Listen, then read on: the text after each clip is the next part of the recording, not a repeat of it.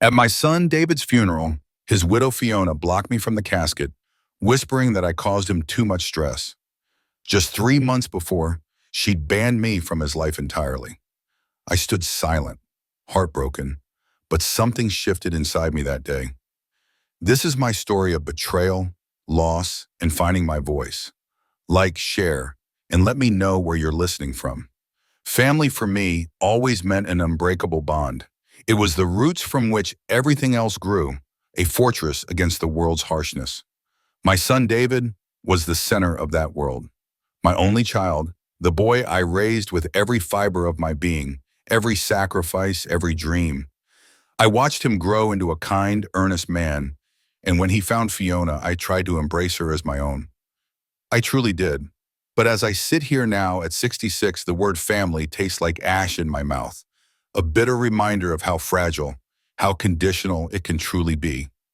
The last time I saw David, really saw him, was 3 months before his death. It was a Tuesday afternoon, crisp and clear, the kind of day that usually promised joy. He came to my house, not the usual boisterous visit, but with a strange, nervous energy clinging to him like a shroud. I was in my kitchen, kneading dough for the focaccia he loved, the scent of yeast and olive oil filling the air. He sat at the counter, picking at a loose thread on his sleeve, his gaze avoiding mine. My heart, accustomed to reading every nuance of my son's emotions, immediately tightened with dread. Something was wrong, terribly wrong. "Mom," he began, his voice barely a whisper. "Fiona, she thinks it's best if you stop visiting the beach house for a while." The words hit me like a physical blow, a sudden sharp intake of breath. The dough, warm and yielding in my hands, suddenly felt cold, foreign. The beach house, our beach house, or rather, the house I'd helped him buy, pouring my entire life savings, every penny I'd accumulated after my husband passed, into his dream. Oh, it was meant to be a place for family, a sanctuary where Max, my grandson, could build sandcastles and we could all share sunsets. My heart didn't just break, it shattered into a million irreparable pieces. "What are you talking about, David?" I managed, my voice thin, reedy. He finally looked up, his eyes filled with a tortured conflict I couldn't quite decipher. "Fiona feels unwelcome," he mumbled, running a hand through his hair. "She says you're always criticizing her, making her feel like she's not good enough." The accusation was so outlandish, so utterly divorced from my reality, that for a moment I could only stare. "Criticizing her? David, what are you saying? When have I ever?" My mind raced, sifting through every interaction, every shared meal, every gentle suggestion. Was it about Max's eating habits? I just asked if he liked his vegetables. He's such a picky eater. Or when I offered to help with the dishes after dinner? She looked overwhelmed. I just wanted to lend a hand. He shook his head, a gesture of defeat more than denial. "It's not about specific things, Mom. It's a feeling. She feels judged, watched. She says you make her uncomfortable in her own home." He paused, took a deep, shaky breath, and then delivered the final crushing blow. "I have to protect my family, Mom. Protect his family. And I, his mother, the one who gave him life, who sacrificed everything, was apparently not part of that equation. I was the threat, the enemy. The silence that followed was deafening, punctuated only by the distant hum of my refrigerator. My kitchen, once a place of warmth and love, suddenly felt cold and vast, a gaping chasm opening between us. My son, my David, had chosen, and I was not chosen. He left shortly after, a quick, uncomfortable hug that felt more like a polite formality than a mother-son embrace. I remember standing there, the unused dough turning stiff in the bowl, watching his car pull away, a profound emptiness blooming in my chest. I tried to call him later that evening, my voice thick with unshed tears, desperate to understand, to fix whatever invisible wound I had supposedly inflicted. "David, please talk to me. What is it? We can work through this. I love you both. I just want to understand." His response was firm, unyielding. "Mom, Fiona just needs space. Please give her time." Time. Time stretched into 3 agonizing months of silence, a void where daily calls and weekly visits used to be. My calls went unanswered, my texts unread. I became a pariah, the villain in a story I didn't even understand. My friends would ask about David and Fiona, about Max, and I would offer vague, non-committal answers, ashamed to admit that my own son had banished me. Each sunrise was a fresh stab of longing, each sunset a reminder of another day lost, another opportunity to mend fences that remained stubbornly unapproachable. I missed him so intensely it was a physical ache. I missed Max's bright laughter, Fiona's polite, if distant, smiles. I missed the simple illusion of being a grandmother, of being wanted. Then came the phone call. It was a Tuesday again, almost 3 months to the day since David's last visit. The phone rang, a jarring sound in the quiet of my home. It was Detective Miller. He spoke with a measured, somber tone, words like accident, fall, investigation, blurring into an incomprehensible nightmare. David, my David, gone, just like that. The focaccia dough I was about to make slipped from my hands, crashing to the floor. The funeral was a blur, a surreal tapestry of hushed whispers and pitying glances. I moved through it like a ghost, my grief a raw, exposed wound. I saw Fiona dressed in immaculate black, her face carefully composed, a picture of the perfect grieving widow. She held Max's hand, a brave, tearful smile for the cameras that hovered discreetly at the edges of the crowd. When it was time to approach the casket, to say my final heartbreaking goodbye, I walked forward, my legs heavy with sorrow. But Fiona was there, a sentinel at the foot of the coffin, her arm outstretched, blocking my path. Her eyes, usually so guarded, held a chilling intensity. She leaned in, her voice a cold whisper that only I could hear amidst the solemn reverence. You caused him so much stress, Ellie. You don't get to pretend now. I recoiled as if slapped, the words piercing deeper than any physical pain. My son, lying still and cold in that box, and I was being denied even a final touch, a last whisper of love. I stood there, utterly bereft, watching as others offered their condolences to Fiona, their sanitized memories of David echoing through the chapel. He was a good husband, a loving father, a loyal friend. But no one mentioned the son who called his mother every day, the boy who cried on my shoulder when he skinned his knee, the man who used to seek my advice. I was an outsider, a silent observer at my own son's farewell, branded a villain even in death. The funeral reception was a suffocating tableau of forced condolences and hushed conversations.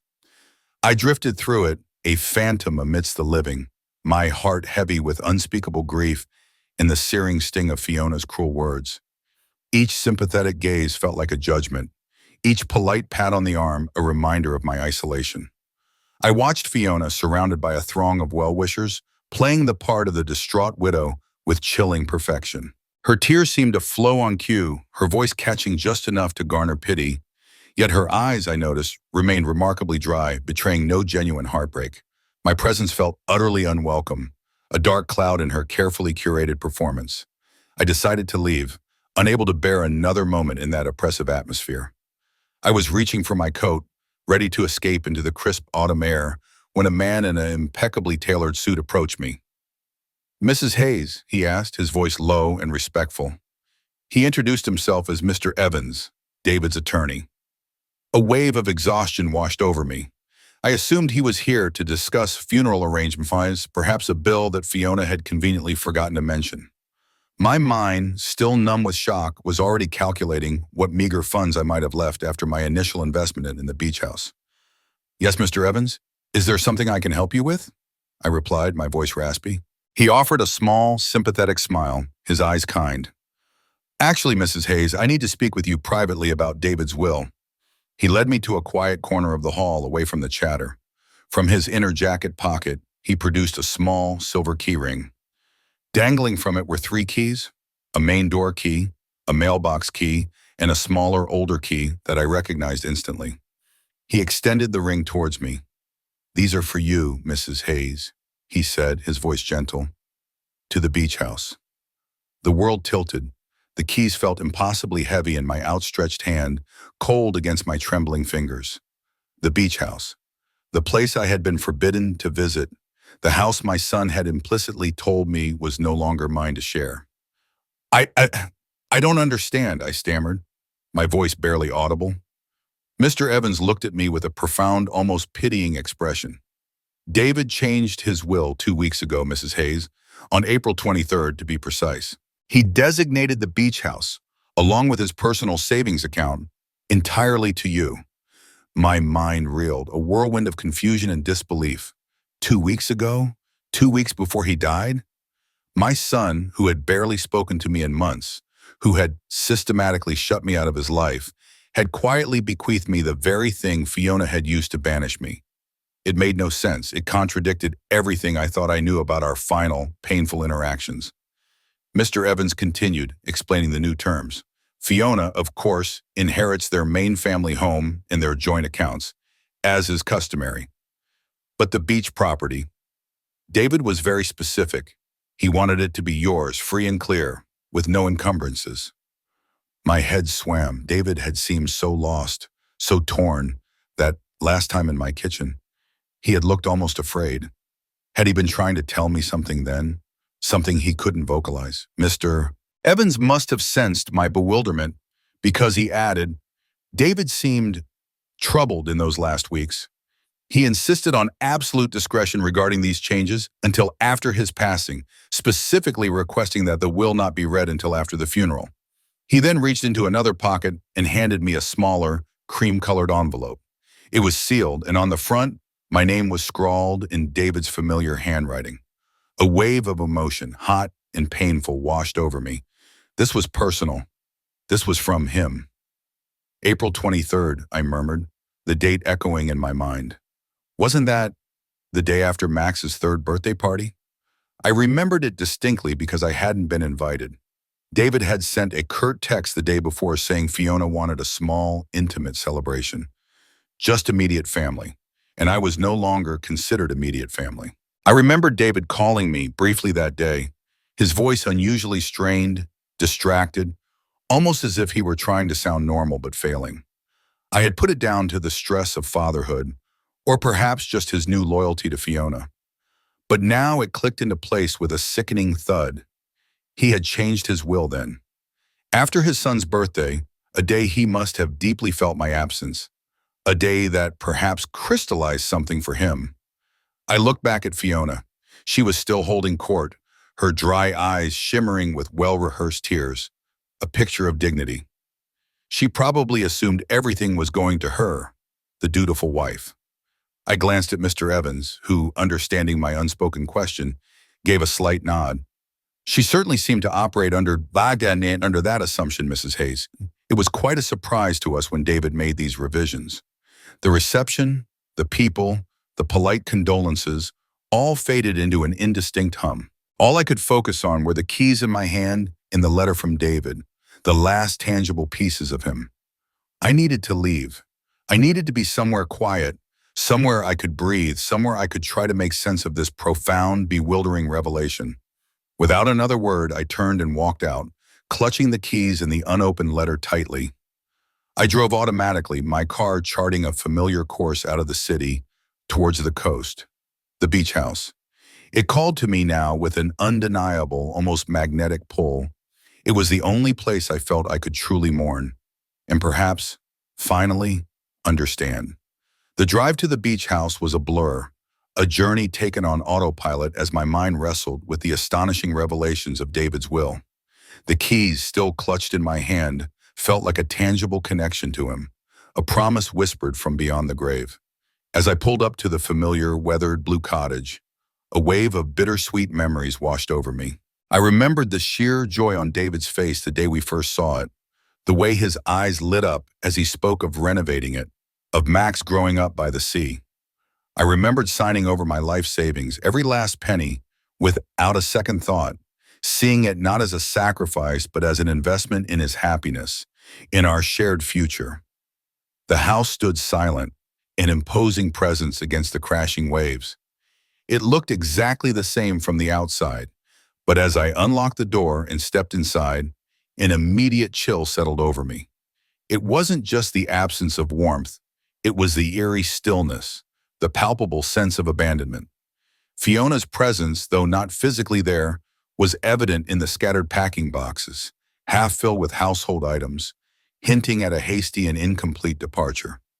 It felt like a house in transition, a life abruptly paused, waiting for an owner who would never return. My eyes scanned the familiar living room, lingering on the worn fabric of David's favorite armchair, a comfortable relic where he would often sit with a book, the scent of salt air clinging to his clothes. An overwhelming urge to simply sit where he once sat, to feel close to him one last time, pulled me towards it. I settled into the armchair, the soft cushions offering a semblance of comfort against the raw ache in my chest. The weight of David's unopened letter in my hand felt monumental, a direct line to his final thoughts. My fingers, trembling slightly, traced the elegant curve of my name written in his hand. Taking a deep, fortifying breath, I carefully broke the seal. The words sprang from the page, instantly conjuring his voice in my mind, a poignant echo in the silent room. Dear Mom. My vision blurred as tears held back for so long finally streamed down my cheeks, hot and unstoppable. The simplicity of the address, the familiar warmth of it, pierced through me. I imagined him sitting, perhaps right here, penning these very words, his brow furrowed with the same torment I had seen in his eyes that last day. If you're reading this, then I've left you too soon, and I am so sorry for everything. For the silence, for the distance, for the way I let things get between us. I was wrong, Mom. I was wrong about everything. The confession hung in the air, thick with unspoken regret. What could he have been wrong about? What terrible truth was he about to reveal? My heart pounded against my ribs, a frantic drumbeat against the silence. 3 weeks ago, my world imploded. 3 weeks ago, I found out the truth about Fiona, about her lies, about how she systematically drove a wedge between us. My breath hitched. Fiona's lies, the accusations, the banishment, the inexplicable shift in David's affection. It had all been a lie. A cold dread seeped into my bones, replacing the initial shock with a horrifying clarity. He explained how he had discovered it. She left her laptop open on the kitchen counter one evening. I know I shouldn't have looked, but a notification popped up, an email from her sister Beth, with a subject line that just grabbed me. It mentioned you.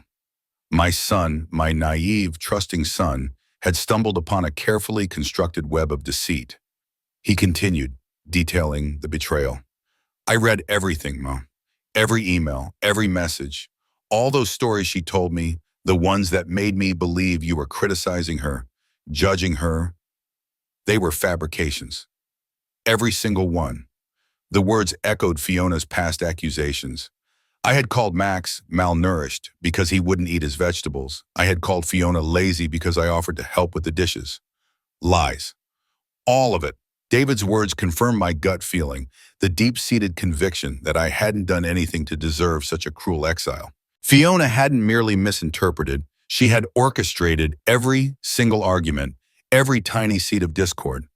She wrote to Beth, bragging about how easy it was to manipulate me, David continued, his written words burning into my soul. She laughed about how quickly I chose her side, how easy it was to make me believe you were the old bat who was jealous of our life.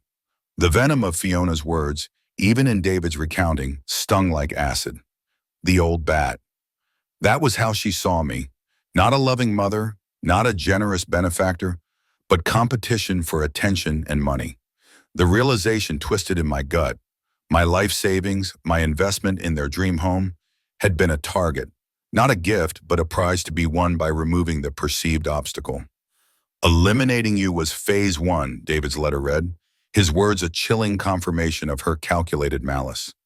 I reread that line, the casual brutality of it, the cold, strategic planning that had torn my family apart. Eliminating you was phase 1. It wasn't about misunderstandings or differing personalities. It was a hostile takeover, a deliberate act of war against me, waged by the woman I had tried to welcome into my heart. My son, my sweet, trusting David, had been a pawn in her cruel game, and the cost of that game was everything. My hands trembled as I gripped the letter, the paper crinkling under the pressure. The weight of David's words, the raw anguish and profound regret pressed down on me. I took a shaky breath and continued reading, bracing myself for whatever further horrors he had unearthed. "But that wasn't even the worst of it, Mom," the letter continued, his voice echoing in my mind, heavy with sorrow. "Fiona, she's been having an affair for over a year with her personal trainer, Mark." A gasp escaped my lips, a sound of pure shock. Betrayal layered upon betrayal. Not only had she poisoned his relationship with me, but she had systematically demolished the sanctity of their marriage. My son, so trusting, so earnest, had been living a lie for so long. David went on to describe the damning evidence he had found. There were hotel receipts, Mom, tucked away in a hidden file, text messages, hundreds of them, openly affectionate, photos of them together, intimate ones, celebrating their anniversary, an anniversary that directly overlapped with ours. The casual cruelty of it, the utter disregard for David's feelings, for their vows, for their shared life, sent a shiver down my spine. But the revelations deepened, twisting the knife further. In her emails to Mark, she openly discussed her plans to divorce me, David wrote, his words filled with a quiet despair. She talked about how she was meticulously gathering information, building her case to ensure she'd get the maximum financial settlement. Our life, our family, our future, it was all just a calculation to her. The cold, calculating nature of Fiona's actions was staggering. She hadn't just fallen out of love. She had meticulously plotted to dismantle David's life for her own gain. But then, I read the next line and a fresh wave of nausea washed over me, far more sickening than any previous betrayal. And Max, Mom, she called Max an investment in one of her emails to Mark. Not a child, not our son, an investment. My heart squeezed, a pain so sharp it stole my breath. Max, my sweet, innocent grandson. To Fiona, he was merely a bargaining chip, a means to an end. It was an appalling display of maternal disinterest, a callous disregard for the very soul of a child. This revelation, more than any other, cemented the depth of Fiona's depravity. It wasn't just David she had betrayed, it was all of us, and most tragically, her own son. David described the weeks after his discovery, the period when I had been banned from his life, as a living nightmare. "I walked around in a daze, Mom, for weeks. The woman I married, the woman I loved and trusted, simply didn't exist. It was like living with a stranger, a perfectly crafted illusion. Every memory, every shared laugh, every intimate moment felt tainted. A cruel joke played on me. His regret for his actions towards me was palpable, agonizing in its sincerity. And all that time I was pushing you away, the only person who has ever loved me unconditionally, the only person who truly wanted what was best for me. I let her turn me against you, Mom. I am so sorry. Truly, deeply sorry. You deserve so much better from your son." My own tears flowed freely now, a mixture of profound sorrow for David's suffering and a bittersweet relief that he had finally understood. He had seen the truth, he had known. Then he explained the will, the sudden change that had so bewildered me. "I changed the will, Mom, the day after Max's birthday. I realized then, more than ever, that the beach house should have always been yours. It was your money, your sacrifice that made it possible." Fiona resented that. She often complained about it, saying it tied her to you, that it wasn't truly ours because of your financial contribution. So I made sure it was unequivocally yours. A flicker of hope, faint but undeniable, ignited within me. He had been planning a future not just for himself, but for me, for Max. "I was going to file for divorce next week, Mom," the letter continued. "I had already started moving some of our joint funds into a separate account, securing what I could. My intention was to seek full custody of Max. With the evidence of her affairs, her financial manipulations, and her complete disinterest in him as anything more than an investment, I believed I had a strong case. The weight of David's plans, the future he had envisioned, hit me with a fresh wave of grief. He had been so close to escaping her clutches, to reclaiming his life, to rebuilding our family. Most importantly, the letter concluded, the words now smudged by my tears, I was going to call you tomorrow, Mom, to beg for your forgiveness, to tell you everything, to tell you how much I love you and how much I needed you back in my life. Please, Mom, please forgive your stupid son. I love you more than words can say. My heart broke anew at a fresh, searing agony.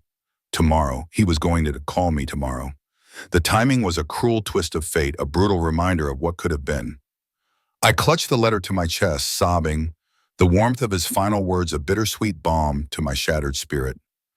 But then my fingers brushed against a small, almost imperceptible line at the very bottom of the page, nearly hidden in the crease of the paper, a postscript.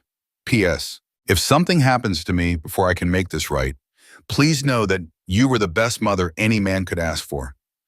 Take care of Max. He's going to need his grandmother more than ever. The blood drained from my face. If something happens to me. The words echoed ominously in the silent room. This wasn't just a desperate confession.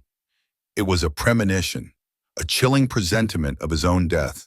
And the final plea, take care of Max, was a call to action, a sacred trust passed from a dying son to his mother. The world outside, the gentle roar of the ocean, faded into insignificance. All that remained was the chilling weight of David's last words and the terrible implication they carried. If you're finding yourself gripped by this unfolding drama, make sure to like, share, and subscribe to stay with me as I reveal the full truth. You won't want to miss what happens next. I read David's letter not once, but 3 times, each reading peeling back another layer of the raw, complex emotions it stirred within me. Tears streamed down my face, a torrent born of profound grief for the son I had lost, and an overwhelming sense of validation. The crushing weight of self-doubt that had plagued me for months, the agonizing question of what I had done wrong, evaporated in the face of his truth. I hadn't been crazy. My instincts had been right. Fiona had manipulated him, not only against me, but also against his own heart. The relief was a hollow victory, however, overshadowed by the bitter sorrow of the reconciliation that would never happen, the forgiveness I would never get to whisper into his ear. He was gone, and these words, this final, desperate confession, were all I had left. The fading light of dusk filtered through the windows, casting long, mournful shadows across the room. I was lost in my grief, clutching the letter to my chest, when the distinct sound of footsteps on the wooden porch startled me. The front door creaked open, and a figure stood silhouetted against the dim outside light. It was Fiona, her arms laden with empty cardboard boxes. She stepped inside, and her eyes, still adjusting to the gloom, landed on me, sitting quietly in David's armchair.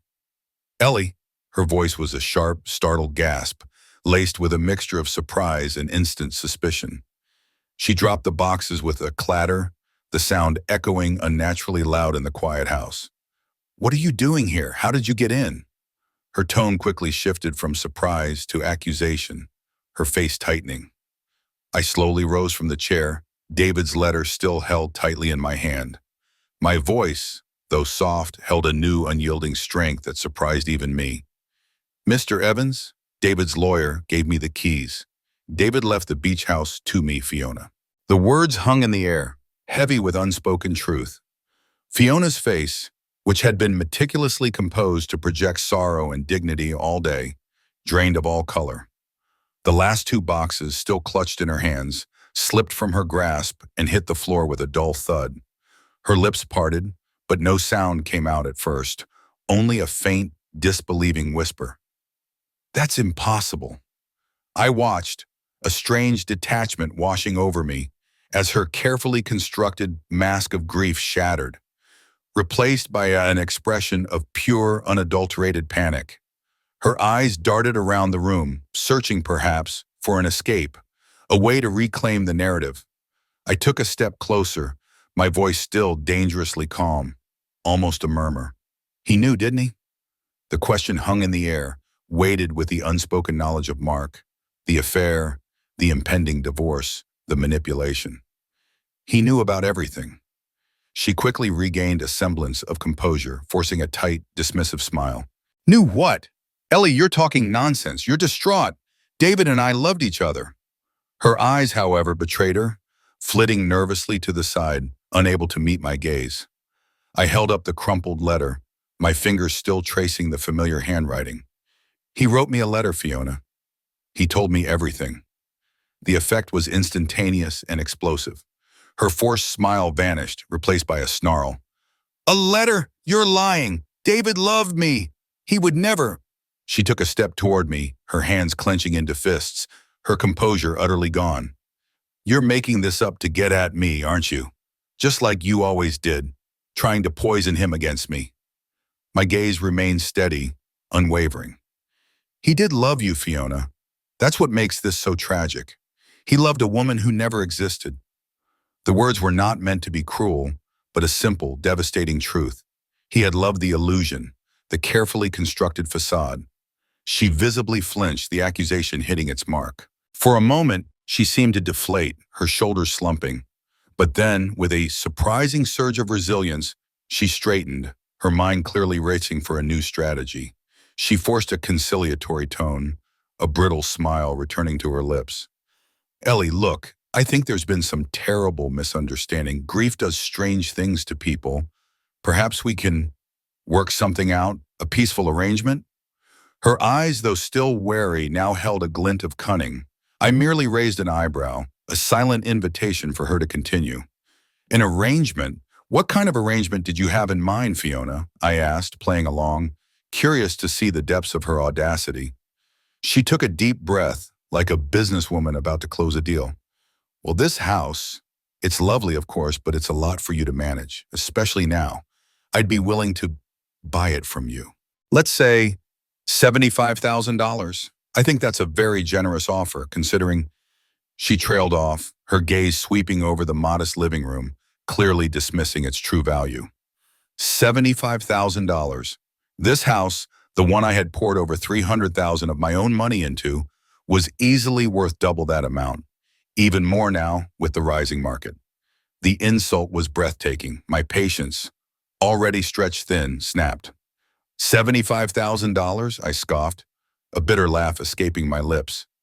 For a house David left to me, knowing that you saw him only as a financial stepping stone, and our grandson as merely an investment? My voice, though still quiet, was now edged with steel. He knew, Fiona. He knew everything.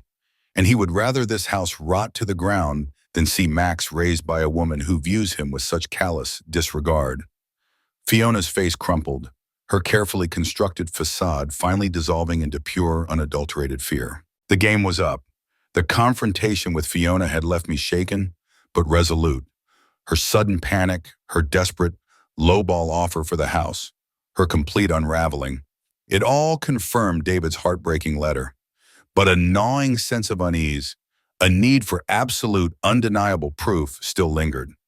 David had mentioned screenshots, systematic documentation. For my own peace of mind and for Max's future, I knew I had to see them, to understand the full, hideous scope of Fiona's deception. The next morning, I returned to the beach house. Fiona's car was gone, a small mercy. The house felt different in the daylight, less ominous, but still filled with an aching emptiness. I walked directly to David's home office, a small room tucked away at the back of the house, usually filled with the comforting hum of his computer and the scent of old books. Now it was silent, heavy with his absence. I sat in his chair, the familiar leather cool beneath my hands, and a fresh wave of grief washed over me. His pens were still neatly arranged, his coffee mug still on its coaster.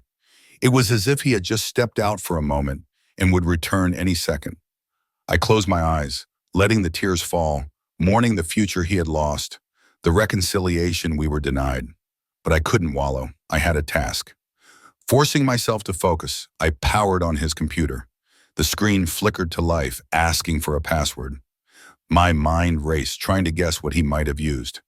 David was never good with complex passwords. He was sentimental. I tried my birthday, then his own, then Max's. Nothing. Then a sudden thought sparked. He loved me. He loved our shared history. I typed in my birthday, followed by the year I graduated from college, a year that was significant for both of us, as it was the year my husband and I had celebrated our anniversary, and David had often recalled it as a particularly happy time for our family. The screen unlocked. My breath hitched in my throat. There it was, his desktop, filled with familiar icons and folders. My eyes immediately scanned for anything out of place, anything that might hold his secrets. And there it was, a folder simply labeled Personal Important. With a trembling finger, I clicked it open. Inside, a cascade of files appeared, neatly organized by date, screenshots, hundreds of them, emails, text messages, images. My heart began to pound, a frantic rhythm against my ribs. This was it. This was the proof. I started to scroll, my eyes devouring the damning evidence. There were the email exchanges between Fiona and her sister Beth. The casual cruelty of their conversations was sickening. Fiona's words jumped out at me. "Husband management is surprisingly easy," she wrote to Beth, followed by a laughing emoji. "He totally fell for it, said the old bat was making him uncomfortable in his own home." The old bat. The epithet twisted in my gut. I saw screenshots of Fiona explicitly detailing her manipulation tactics. She boasted about planting lies, exaggerating innocent comments I had made about Max's eating habits, twisting my offer to help with dishes into an accusation of her being lazy.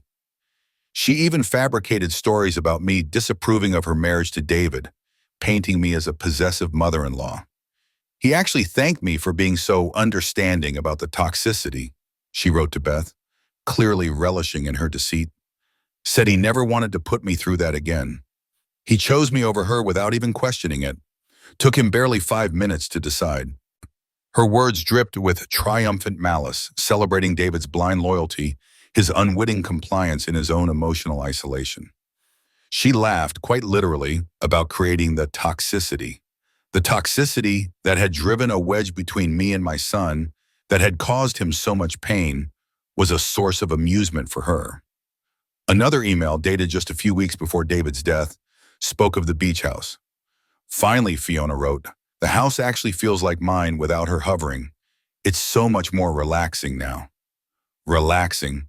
While I was in agony, missing my son, she was basking in her victory, enjoying the fruits of her cruel labor in a house paid for by my love. Then came the texts with Mark. Flirtatious at first, then increasingly intimate, explicit. Photos that confirmed their affair beyond any doubt, just as David had written. Holiday snaps from weekends away, casual selfies taken in what appeared to be hotel rooms, celebratory messages marking their anniversary. A chilling detail emerged in one of the conversations. "Can't wait until this is all over and we can properly be together," Mark had texted. Fiona's reply, "Me too, babe. Give it another 6 months max. By the time Max is older, I hope to be divorced and living with you, far away from all this baggage." All this baggage, David, her husband, Max, her son. They were mere baggage to her, obstacles to be discarded on her path to a new, financially lucrative life with her lover. The depth of her cold-heartedness was truly unfathomable. I scrolled through more, each screenshot a fresh wound, a new piece of the horrific puzzle falling into place. My son had not only discovered a wife's infidelity, but a deeply calculated, premeditated betrayal designed to dismantle his family and fleece him of his assets. The revelation was crushing, a testament to the evil David had unknowingly married. The sheer volume of evidence David had painstakingly collected was staggering, each screenshot a testament to Fiona's calculated deceit. My initial shock hardened into a cold, determined resolve. I continued to scroll, my fingers numbly navigating through the digital labyrinth of his discovery. The emails and texts with Mark weren't just about their affair. They delved into financial strategy, a meticulous blueprint for draining David dry. Fiona detailed her plans for child support, discussing with Mark how she would establish herself as the primary caregiver to maximize the payments. She spoke of arranging her schedule, even feigning interest in school events, all to create a paper trail that would prove her devotion, a devotion she clearly didn't possess. "It's all about perception, babe," she'd written to Mark. "The courts eat that up." She also explicitly stated her intention to force David to sell the beach house, ensuring she would get half the proceeds regardless of my initial investment. This house, the one she just tried to buy from me for a fraction of its worth, had always been a strategic target, another asset to be plundered. Her cold calculation regarding Max became even more horrifyingly clear in these exchanges.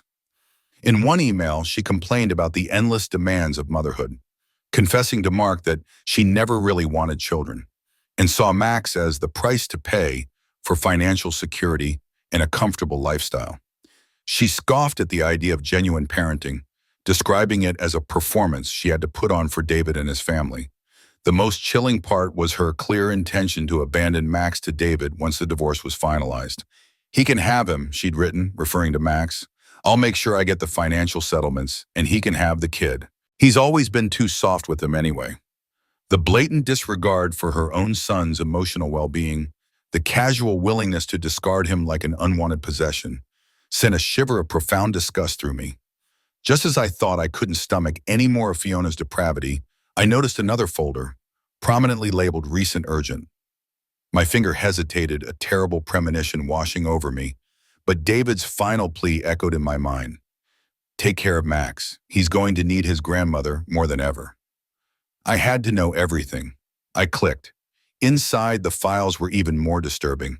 Bank statements, and then something that made my breath catch in my throat: medical records.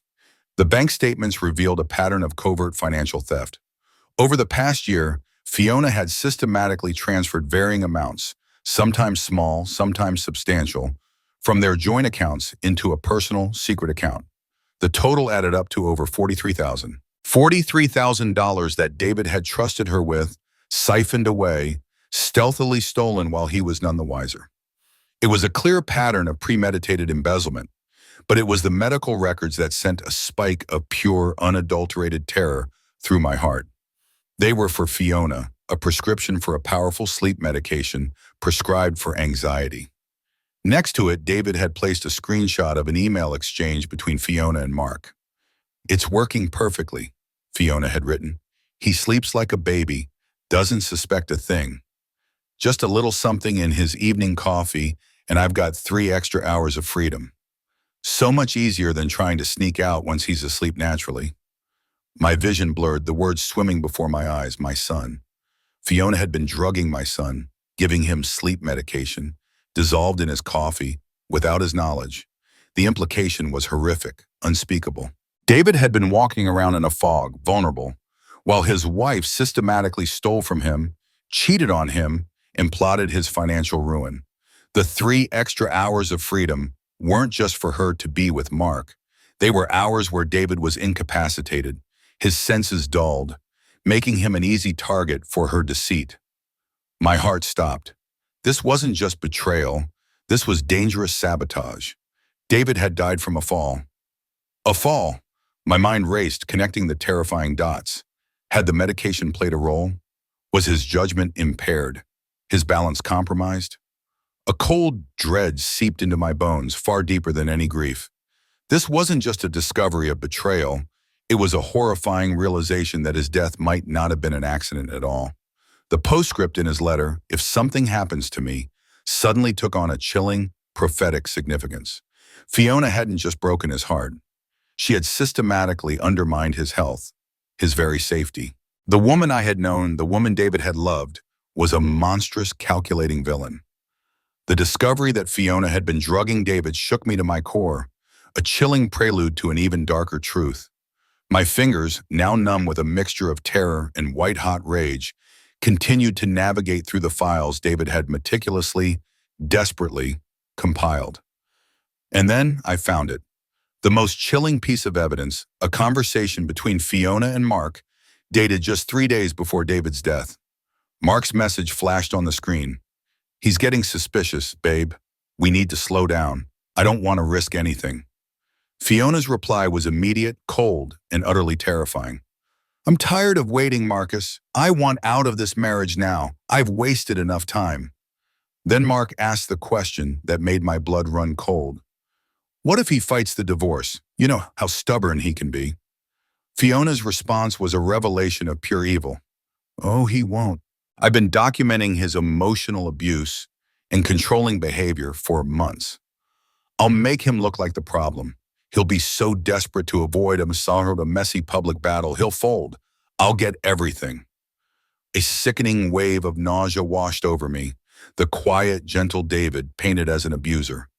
But then came the final devastating sentence from Fiona, a casual declaration that stole my breath and froze my heart.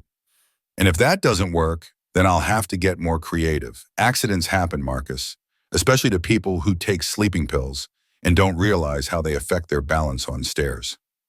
My eyes were fixated on the date, 3 days before David's death, 3 days before his accidental fall. The words reverberated in the silent room, a horrifying echo of David's own premonition. If something happens to me. His death was no accident, it was murder. Fiona had planned it, orchestrated it, and then celebrated her dark victory. The sheer audacity, the cold-blooded calculation, the utter lack of humanity in her words was beyond comprehension. My son, my kind, trusting David, had been living with a monster. A cold, unshakable fury settled over me, replacing the grief and the shock. This wasn't just about my pain anymore. It was about justice.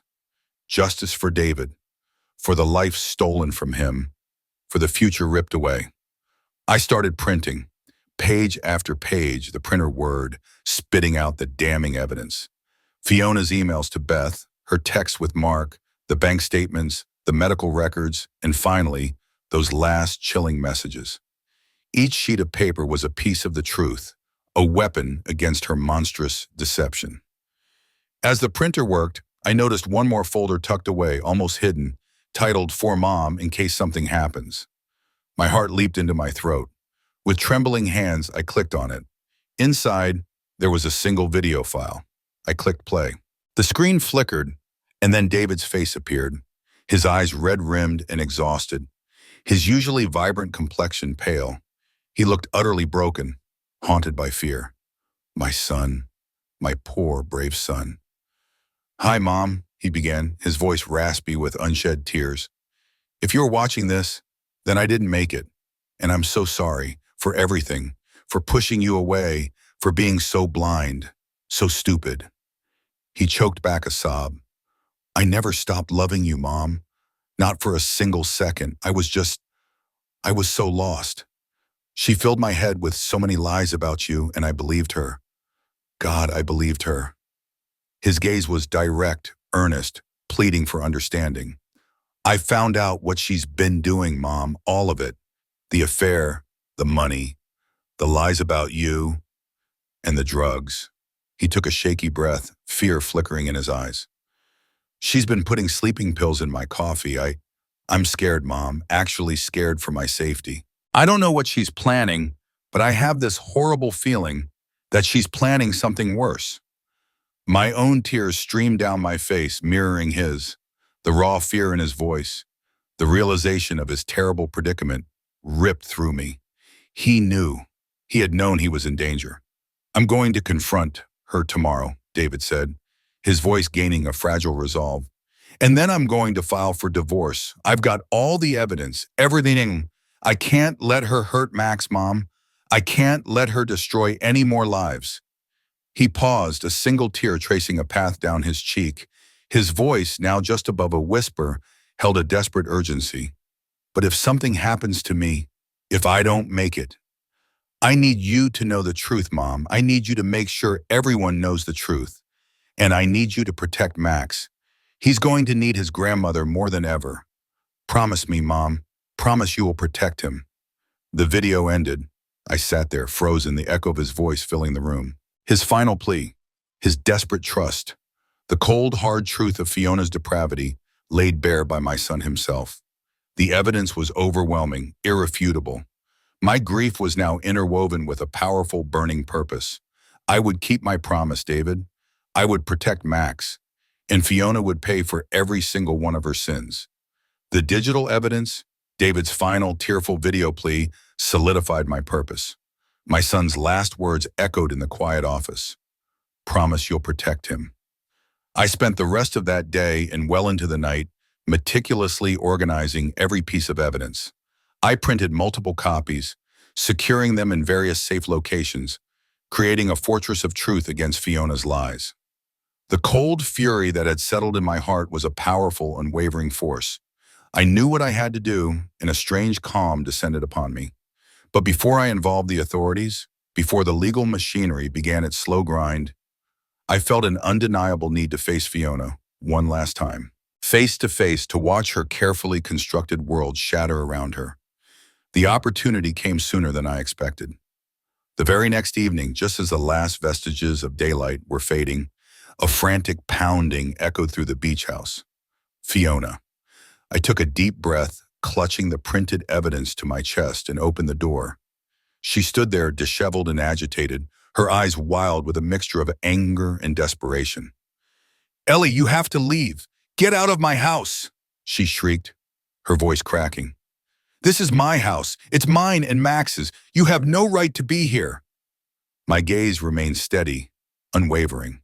"It's not yours, Fiona," I stated calmly, my voice betraying none of the tremor in my hands. "And you certainly don't care about Max enough to claim it for him." Her face twisted in confusion, then fury. "What are you talking about? Of course I care about Max. He's my son." "Is he?" I countered, my voice low and cutting. "Or is he just an investment, as you called him in your emails to Mark? A price to pay for financial security? A piece of baggage you planned to abandon to David once the divorce was finalized?" Fiona froze, her eyes widening in disbelief. Her mouth opened and closed uselessly, her practiced composure crumbling like dry sand. I didn't wait for her to respond. I laid out the printed screenshots on the small table by the door, fanning them out like a deck of cards. The emails to Beth, her texts with Mark, the bank statements detailing her theft, the medical records detailing the sleeping pills. She picked up the top sheet, her name scrawled in the sender field, her cruel word mocking her from the page.